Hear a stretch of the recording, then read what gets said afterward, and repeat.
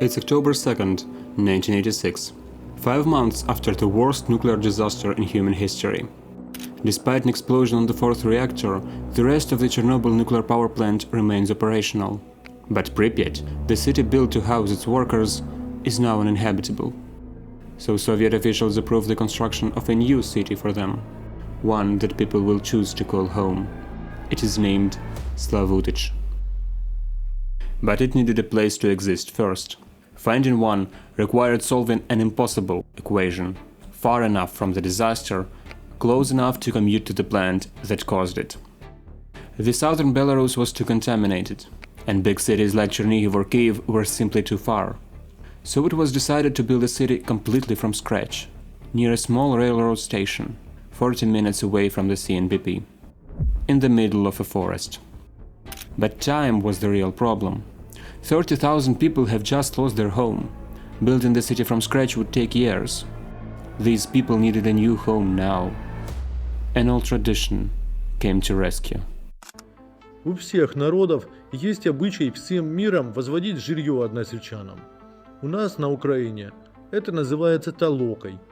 И за один день таким образом ставится хата. People from all over the Soviet Union came together to build a new home for the people of Pripyat. In total, 5,000 workers from 8 Soviet republics: Ukraine, Russia, the Baltic and Caucasus states. Each nation sent their best architects, builders, designs and even construction materials. 100 hectares east of Chernihiv became one continuous construction site. Signs marked which piles of sand and concrete slabs would become a hospital, which a supermarket, and which a school. Workers and their families lived in 2 temporary settlements, one modular inside the forest and another one floating on the river. Despite being temporary, both featured extensive public amenities, including things like tennis courts and a library, which were later moved to the city. The state did everything to ensure the project moved forward as quickly as it could. It paid off. On March 26, 1988, less than 2 years after the disaster, the first people received keys from their new homes. The city was built in less than 18 months. It was like no other in the Soviet Union, and it was designed that way from the start. Soviet Atomograds, nuclear company towns, were built around 2 premises. First, workers must be able to fully relax at home. Nothing should interfere with their ability to do their job. Mistakes in nuclear work cost too much. Second, workers must never develop protest sentiment. Never start wondering whether their government might be doing something wrong. Cities like this received everything: quality housing, the best teachers, special supplies. Slavutych was a prime example of this. A single train connects the city to the plant, crossing into Belarus, over the Dnipro and into the exclusion zone. Just 40 minutes, no disruptions. Around half of the city was built as low-density housing, cottages and townhouses. Each had its own garage, something unseen in the Soviet Union, where low-density housing was viewed as inefficient and only around 5% of people owned cars. Mirroring its multinational construction process, Slavutych was divided into 8 zones, one for each country. This created an unspoken competition between them, each aiming to outdo the others in comfort and beauty. Building materials came from across the Soviet Union: parquet from Latvia, stone from Armenia, even wallpaper transported across thousands of kilometers. Street furniture, lamps, benches, trash bins, even sewage covers reflected each country's style. Walk from one end of the city to the other and you pass through 8 different countries. The 3 Baltic quarters are restrained and minimalist. Built the quickest, they look more like Eastern Germany than Ukraine. The Caucasian quarters are the opposite: ornate, colorful, full of traditional patterns and murals. But the most striking is the Armenian district. The buildings have a distinctive purple tint. From stone quarried in Armenia, shipped across the country and cut into tiles here on site. In the courtyards there are permanent barbecue stations. Everything in the city is very compact. The plan was to always have a daycare center, a school and a grocery store within a 5-minute walk. There was simply no need for public transit. The city has bike lanes instead. The amount and quality of public facilities is absurd for a city this size. For example, Slavutych has 5 sports complexes for only 30,000 people. Even the power lines were buried underground, the only city in the Soviet Union to do so, purely for aesthetics. At the center of the city sits a large public square, surrounded by parks. There is no Lenin statue. Apparently, there simply wasn't enough time. Other statues were built though, and all of them are, well, naked. This one, for example, is planted in a tree, contrary to what you might have thought. Others depict people spending time in nature, a kind of humble step back from the idea that humans could master the world. The disaster had already proved otherwise.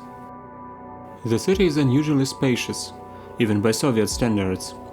Many of the old trees were kept, despite being contaminated. Soldiers cleaned radioactive dust from tree trunks, from the ground up to the 5th floor level.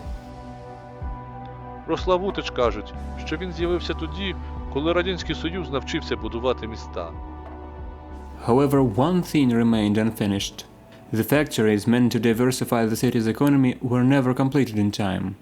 The Soviet Union broke apart. For most of the post-Soviet world, the 1990s meant chaos, poverty, crime, hyperinflation. While the rest of Ukraine scrambled to survive, Slavutych felt almost nothing. Ми не бачили жахів 90-х. У нас ніхто не стріляв, нас смачно і безкоштовно годували у школі. Була купа класних гуртків, спортивних змагань. Щороку їздили на море в табори. Жили ніби в казці. The people of Slavutych had already lost enough. The power plant shielded them from losing more. It produced $1 million worth of electricity every day. Salaries here were 3 to 4 times that around the country. The power plant paid for everything in the city. Childcare, education, healthcare. Even some shops were free. To shield workers from hyperinflation, the plant even introduced its own currency. But it all came to a stop in an instant. December 15th, 2000. That day the power plant workers planned to wear black bands as a show of grief. They were stopped only by the government officials, who explained the entire event will be live-streamed. Black bands would ruin what is supposed to be a step into a brighter, safer future. Later that day, under the direct order from the President of Ukraine, the last reactor of Chornobyl nuclear power plant went dark forever, with a simple turn of an AZ-5 key. Закриття ЧАЕС у 2000 році було для Славутича особистою трагедією. І вона полягала не в тому, що хтось втратив роботу. Люди такої професії можуть дуже легко працевлаштуватись. Спеціалісти атомної станції пережили трагедію, бо вони розуміли, що втратила країна, держава, народ. 80% of the workers were laid off overnight. The money was gone. To survive, the city had to find alternatives. A free economic zone was approved. It worked. The zone brought 38 new businesses, over 1,000 jobs, and nearly $50 million in investments. The paperclip factory, Ukraine's first, still works to this day. Despite the odds, Slavutych survived, and it looks almost exactly as it did the day it opened. The city wakes up at 6 a.m. when workers board the train to Chernobyl. The plant may be closed, but maintenance is still required.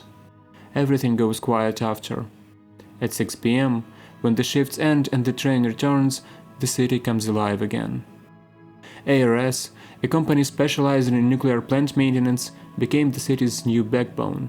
Former CNPP employees now protect plants across Ukraine. Despite sitting just 50 kilometers from Pripyat, Slavutych is one of the healthiest and least polluted cities in the country, with one of the highest birth rates in Ukraine as well. The city looks almost the same as it did 40 years ago. No new high-rises, very few ads. Every year everyone gets together for one day in a massive parade. A picture more reminiscent of the Soviet past than anything in the modern Ukraine. You can simply walk into the town hall and talk to the mayor about your struggles. Everyone knows everyone. Most locals are connected to the disaster in one way or another. Some lost colleagues, others were evacuated from Pripyat, many lost people they loved. Every April 26th, the anniversary of the explosion, retirees gather at the local cemetery to clean the graves of liquidators and first responders.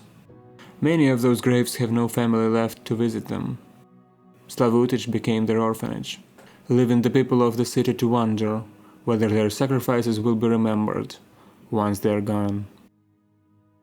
But these concerns were soon overshadowed by something far more immediate: war.